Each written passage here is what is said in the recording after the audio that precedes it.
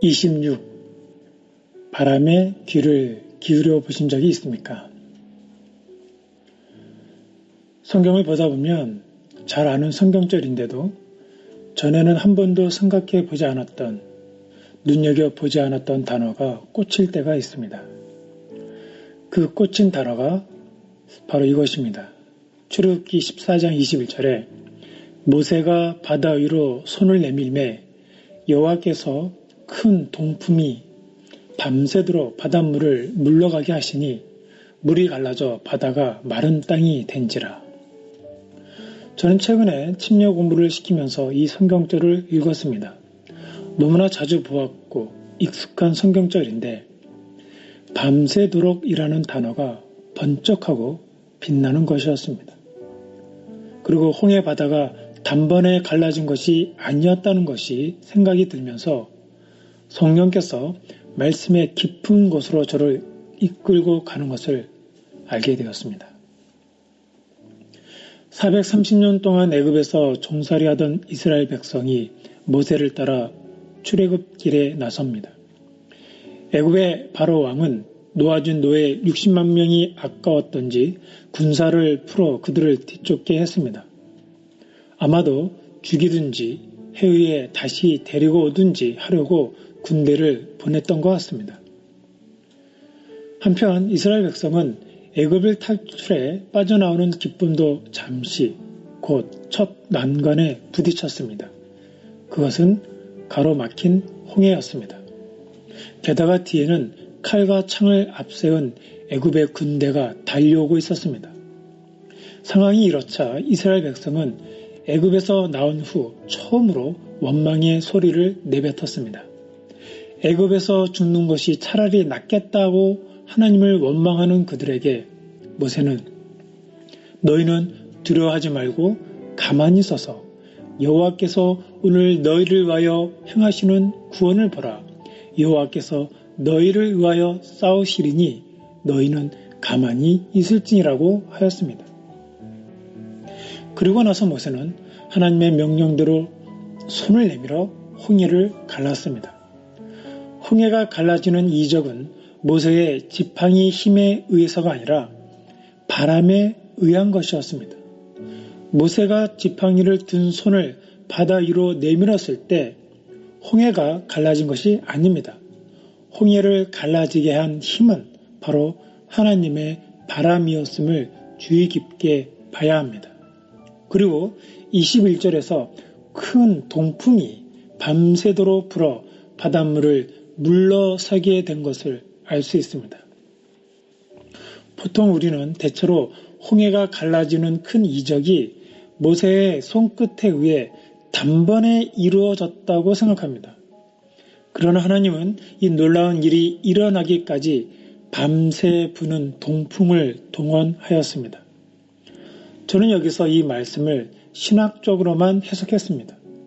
동풍은 바람이고 바람은 성령님과 같은 히브리어 원어이기 때문에 성령께서 역사하셨다라고 해석하고 가르쳤습니다.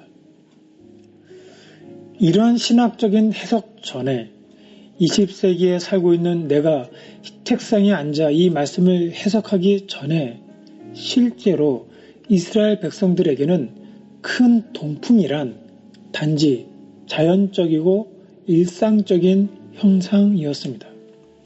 이 평범한 형상이 하나님의 능력으로 인해 큰 이적을 이룬다는 사실에 먼저 주목해야겠다는 생각을 하게 되었습니다. 여러분, 바람에 귀를 기울여 보신 적이 있습니까? 일상적이고도 지극히 자연적인 현상에 관심을 갖고 관찰해 보신 적이 있습니까? 그리고 그것이 하나님이 내게 큰 이적을 이뤄내시는 능력의 과정이라는 것도 눈치채고 계십니까?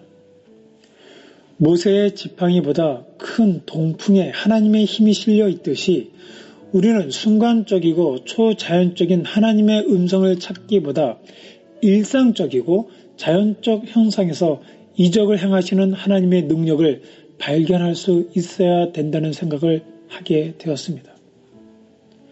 왜 우리는 장미꽃 위의 이슬에서 하나님을 만날 수 없는 것일까요? 왜 우리는 바람 속에서 주님을 볼 수 없을까요? 그 이유는 우리의 신앙 교육과 경험 자체가 너무도 초자연적이고 순간적인 이적에 높은 가치를 두어왔기 때문입니다. 자연적인 현상 속에서는 하나님의 음성을 발견할 수 없도록 초자연적인 이적만을 가르쳐 왔기 때문입니다. 이제는 눈을 떠 작은 일상 속에서도 이적이 일어나고 있음을 보아야 합니다.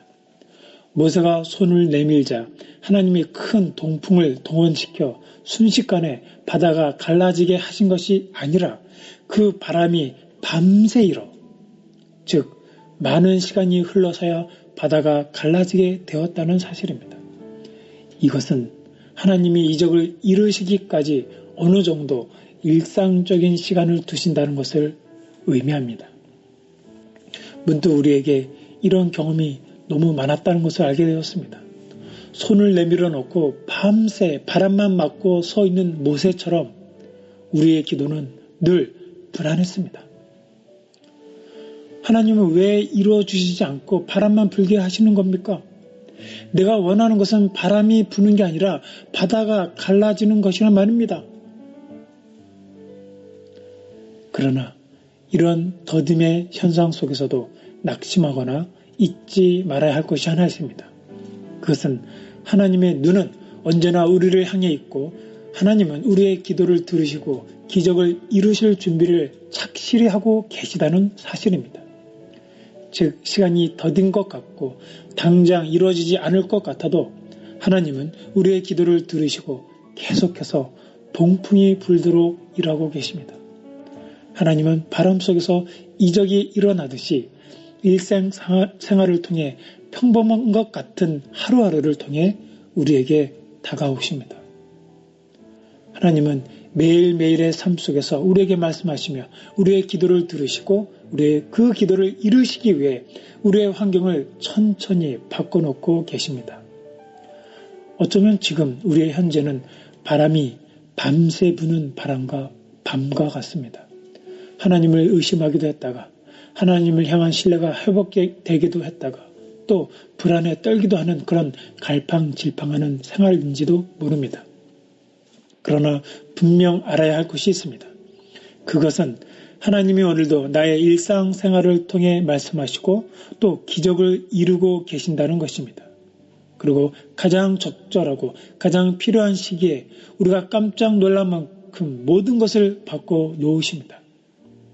기다림이 힘들고 속이 시원하지 않아도 밤새 하나님의 바람은 불고 있습니다.